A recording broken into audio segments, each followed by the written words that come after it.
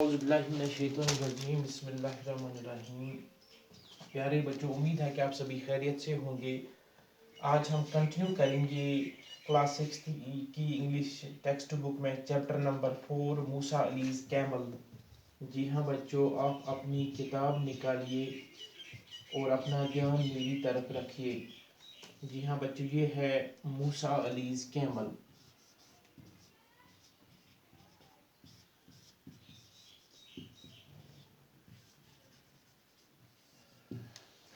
جیسا کہ ہم نے کل پڑھا، سما جو تھی وہ بہت زیادہ بے چین تھی موسیٰ علی سے ملنے کے لیے۔ تو اتوار کے دن جب انہوں نے سما اور دولما نے بریک فاسٹ کیا، اس کے بعد وہ موسیٰ علی سے ملنے کے لیے نکل پڑے۔ تو ہم آگے پڑھیں گے۔ سما was surprised to see the camel calf in the company of a boy۔ سما جو تھی وہ حیران رہ گئی۔ یہاں پہ ایک ورڈ ہے سرپرائز، SURPRISE۔ سرپرائز مینز حیران ہونا۔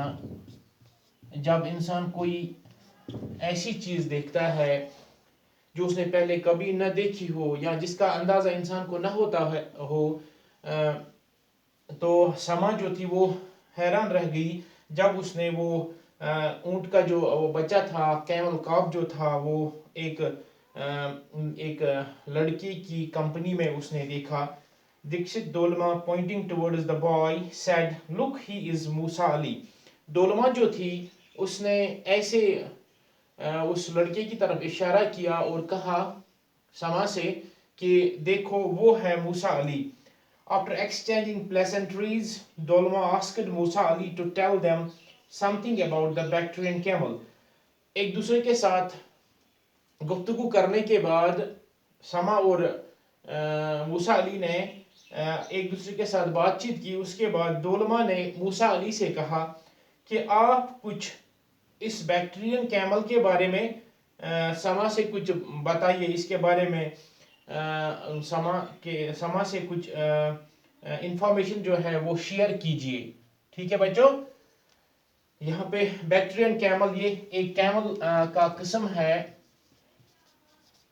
BACTRIAN بیکٹرین camel. بیکٹرین کیمل کے بارے میں اس کو آپ جاننا ہے۔ موسیٰ علی asked them to accompany him along with his camel calf into the vicinity of his village Diskit where a group of wild Bactrians was present۔ تو موسیٰ علی جو تھا اس نے سما اور دولما سے کہا کہ آپ میرے ساتھ آئیے،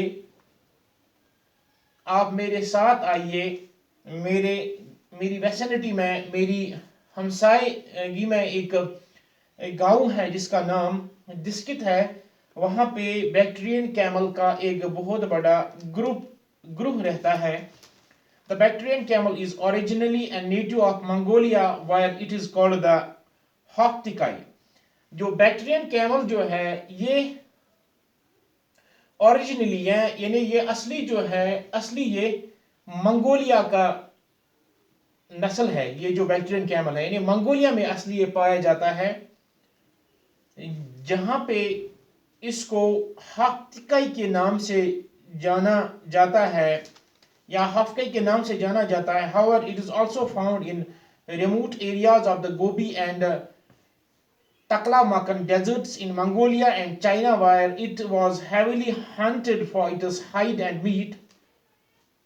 یا یہ بھی ہم کہہ سکتے ہیں کہ یہ جو بیکٹرین کیمل ہے یہ زیادہ تر گوبی ڈیزرٹ میں پایا جاتا ہے اور تکلاماکن ڈیزرٹ میں پایا جاتا ہے جو کہ منگولیا میں ہے، چونکہ جیسا کہ میں نے آپ کو کل بھی بتایا گوبی ڈیزرٹ جو ہے وہ منگولیا کا ڈیزرٹ ہے، اور منگولیا اور چائنا میں یہ دونوں جگہ ہیں، گوبی اور تکلاماکن۔ تو جہاں پہ اس بیکٹرین کیمل کی وہاں پہ اس کا شکار کیا جاتا تھا، کس لیے؟ اس کی ہائیڈ جو ہے، یہ اس کا جو چمڑی جو ہوتی ہے اس کے لیے، اور میٹ کے لیے یعنی گوشت کے لیے۔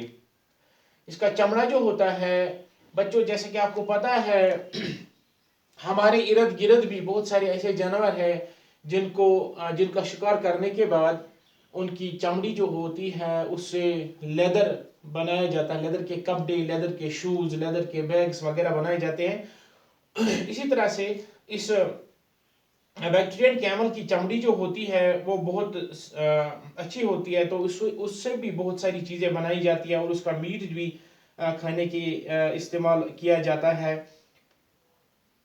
It is interesting to know that most of the transport across the Karakoram and the Silk Route was on the double-humped Bactrian camel because of its outstanding performance on the mountains and desert trails.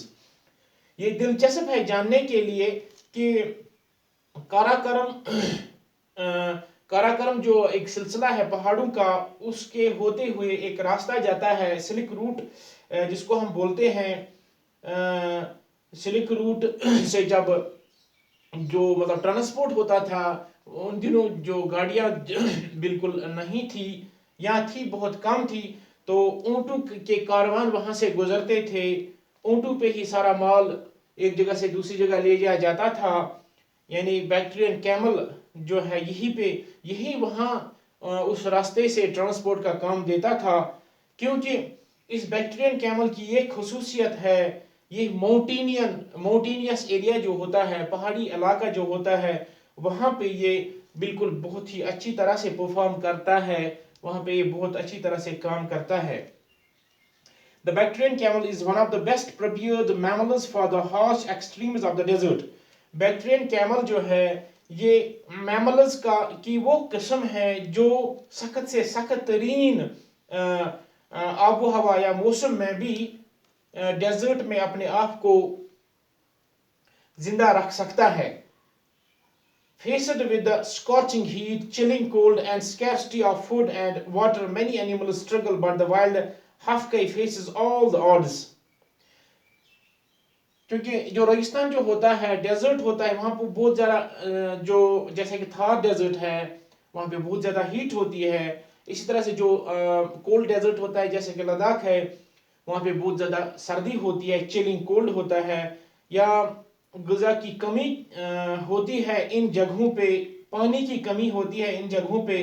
بہت سارے جانور struggle کرتے ہیں، یا کچھ تو adapt کر سکتے ہیں وہاں، کچھ نہیں کر سکتے. لیکن یہ جو بیکٹیرین کیمل جو ہے یہ تمام چیزیں فیس کرتا ہے، ان تمام مشکلات کو یہ فیس کرتا ہے، چاہے بہت زیادہ گرمی ہو، چاہے بہت زیادہ سردی ہو، چاہے غذا کی کمی ہو، چاہے پانی کی کمی ہو، لیکن یہ ساری چیزیں برداشت کرتا ہے. اس میں یہ کوالٹیز ہیں، اس میں یہ کریکٹرسٹکس ہیں.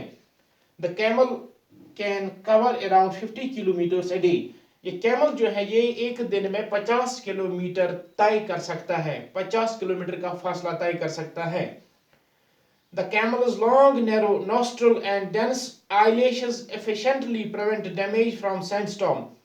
جو کیمل کے جو لانگ نیرو نوسٹرلز ہوتے ہیں، جو اس کی جو ناک ہوتی ہے، اس کے جو نوسٹرلز ہوتے ہیں اور اس کے جو آئی لیشز ہوتے ہیں، یہ چیزیں جو ہیں اس کیمل کی، یہ اس کو سینڈ سٹارم سے بچاتے ہیں. جب بہت زیادہ طوفان آتا ہے ایک ریگستان میں، وہاں سے وہ ریت جب اٹھتی ہے ہوا سے، تو وہ اس کے آنکھوں میں نہیں جاتی ہے اور اس کے ناک میں بھی نہیں جاتی، کیونکہ اس کے جو نوسٹرلز ہیں وہ اس کو بچاتے ہیں، اور آئی لیشز جو ہیں وہ اس کو بچاتے ہیں.